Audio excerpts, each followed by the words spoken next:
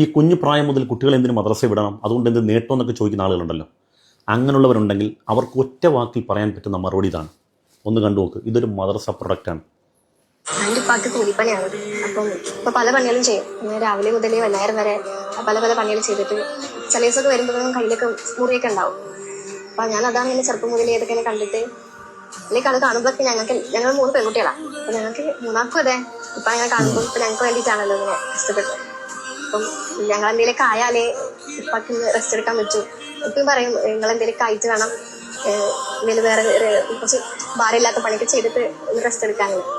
അപ്പൊ ഞാനിങ്ങനെ ആലോചിക്കുന്നത് എന്തെങ്കിലും ഞാനാവണം. ഞങ്ങൾക്ക് പ്ലസ് 2 കഴിഞ്ഞപ്പോൾ ഞാൻ വിചാരിച്ചു ഡോക്ടർ ആയാലോ വേറെ ചിന്ത ഉണ്ടായിരുന്നു. അപ്പൊ ഞാൻ അങ്ങനെ ജോക്കോട്ട് ചൂസ് ചെയ്തു നീറ്റിന് വേണ്ടിയിട്ട്. ഒരു നീറ്റ് പ്രിപ്പയർ ചെയ്യാൻ നമുക്ക് വേണ്ട എല്ലാ. പ്രിയപ്പെട്ട വിമർശകരോട് ഹൃദയപൂർവ്വം പറയണം, എന്തെങ്കിലും ഒരു അവസരം കിട്ടുകയാണെങ്കിൽ ഈ മദ്രസയിൽ എന്താണ് പഠിപ്പിക്കുന്നതെന്ന് അറിയാൻ വേണ്ടി നിങ്ങളൊന്ന് ശ്രമിച്ചു നോക്കണം. ശ്രമിച്ചാൽ ഒരിക്കലും നിങ്ങൾക്ക് വിമർശനമൊക്കെ ഉണ്ടാകാം, പക്ഷേ നിങ്ങളെ തന്നെ അത്ഭുതപ്പെടുത്തി കളയും. മറ്റൊന്നും കൊണ്ടല്ല, ഉമ്മയെക്കുറിച്ചും വാപ്പയെക്കുറിച്ചും ഈ ചെറുപ്രായത്തിൽ കുട്ടികളെ എന്താണ് അഭ്യസിക്കുന്നതെന്ന്. മാതാവിൻ്റെ കാൽച്ചോട്ടിലാണ് സ്വർഗം, മാതാപിതാക്കളുടെ തൃപ്തിയിലാണ് ദൈവത്തിൻ്റെ തൃപ്തി.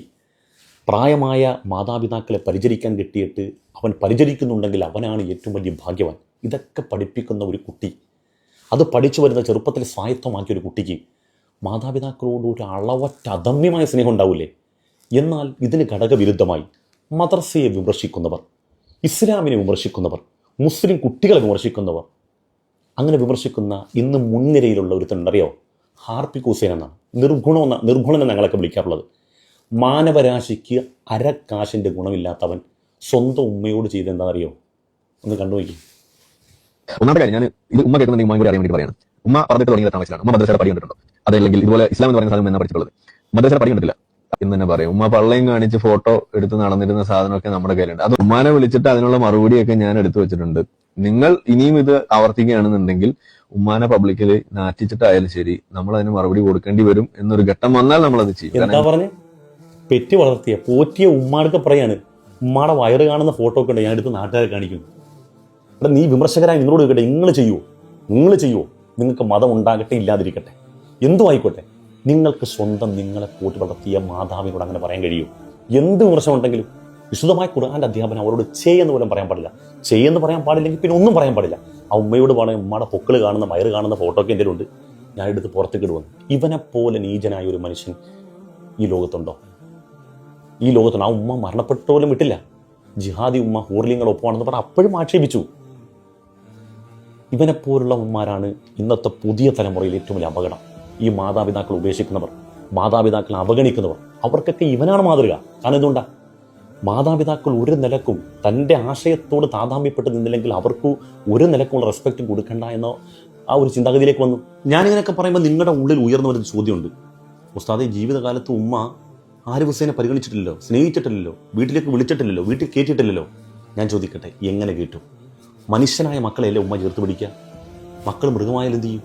അപ്പോൾ അത് അപ്പോഴും നിങ്ങളുടെ ചോദ്യം വരികയാണ്, അതെന്തോ അങ്ങനെ പറയാനുള്ള കാരണം? ഒരാൾ നിരീശ്വരവാദത്തിലേക്ക് ഇസ്ലാം വിട്ട് കഴിഞ്ഞപ്പോൾ അയാൾ മൃഗമാണോ?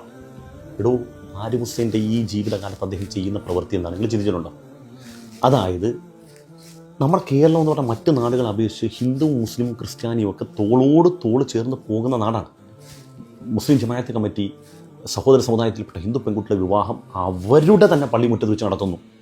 ക്ഷേത്ര കമ്മിറ്റിക്കാർ ഉത്സവം നടന്ന് അതിൻ്റെ ശേഷം ബാക്കി വന്ന പൈസ കൊണ്ട് മുസ്ലിമായൊരു വ്യക്തിക്ക് ബാങ്കുകാർ ഒട്ടിച്ച ജപ്തി, ആ ജപ്തി നോട്ടീസ് വലിച്ചു കീറിയിട്ട് ബാങ്ക് കൊണ്ട് മുഴുവൻ പണം അടച്ച് അയാളുടെ കടം തീർത്തു കൊടുക്കുന്നു. പരസ്പരം അങ്ങോട്ടും ഇങ്ങോട്ടും ആവശ്യങ്ങൾ വരുമ്പോൾ, അത്യാവശ്യങ്ങൾ വരുമ്പോൾ പാരസ്പര്യത്തോടുകൂടി ചേർന്ന് നിന്നുകൊണ്ട് ഒറ്റക്കെട്ടായി അവർ മനുഷ്യൻ്റെ അതിജീവനത്തിന് വേണ്ടി ചേർന്ന് പ്രവർത്തിക്കുന്നു. ഇങ്ങനത്തെ ഒരു സ്വഭാവമാണ്, ഇങ്ങനത്തെ ഒരു പാരസ്പര്യമാണ് നമ്മുടെ നാട്ടിലുള്ളത്.